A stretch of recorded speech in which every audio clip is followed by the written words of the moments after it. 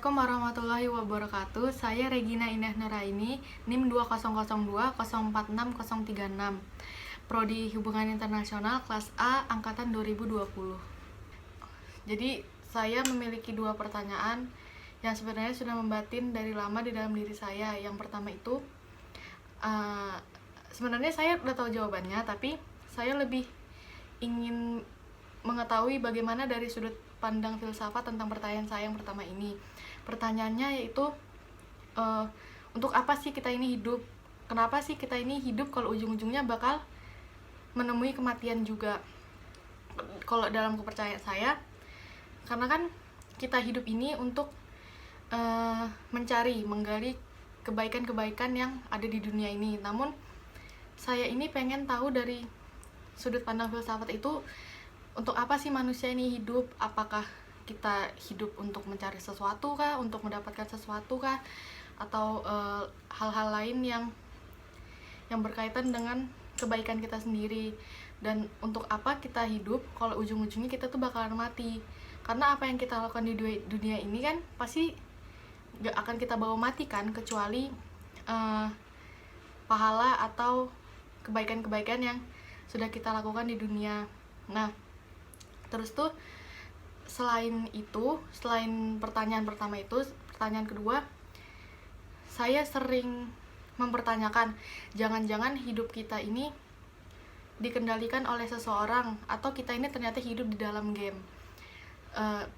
Banyak hal-hal yang membuat saya mempertanyakan hal itu. Contohnya, ada hal-hal yang berdatangan ke saya tetapi tidak saya prediksikan atau gak pernah terduga oleh saya. Saya mikir, jangan-jangan ini dikendalikan oleh seseorang, makanya banyak hal-hal yang sebenarnya gak saya duga itu datang gitu. Saya mempertanyakan, orang yang mengendalikan atau hal-hal yang mengendalikan kita ini sebenarnya pengen apa dari kita, apa yang mereka incar dari kita, apa yang membuat mereka ingin mengendalikan kita. Jadi saya tuh kadang ngerasa jangan-jangan kita ini kayaknya hidup di dalam game seperti The Sims gitu kan. Kita mengendalikan seseorang atau player yang ada di game tersebut.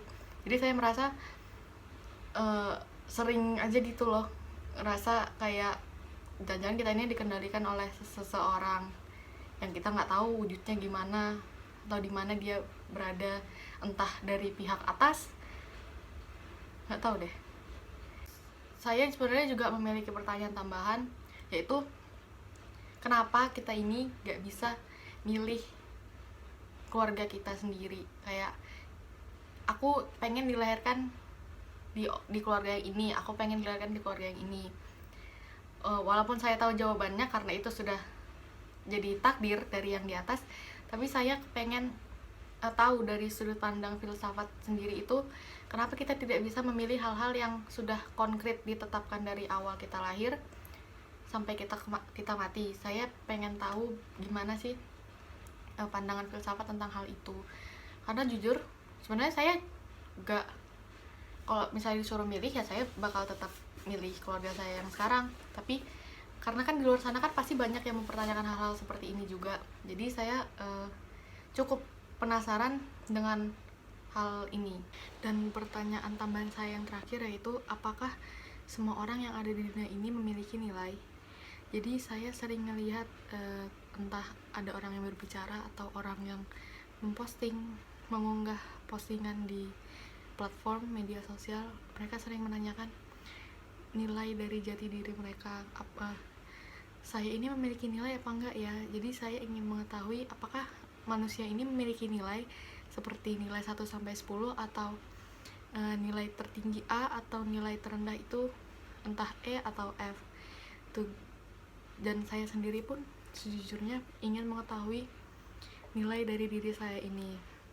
Dan tentunya tidak sedikit orang yang ingin mengetahui nilai dari diri mereka sendiri. Apakah mereka ini memiliki nilai diri yang tinggi atau memiliki nilai diri yang rendah?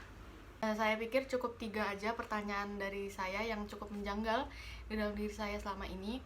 Dan Mungkin nanti selama saya belajar matkul filsafat ini saya akan pelan-pelan mendapatkan jawaban-jawaban dari pertanyaan saya yang telah saya tanyakan di depan.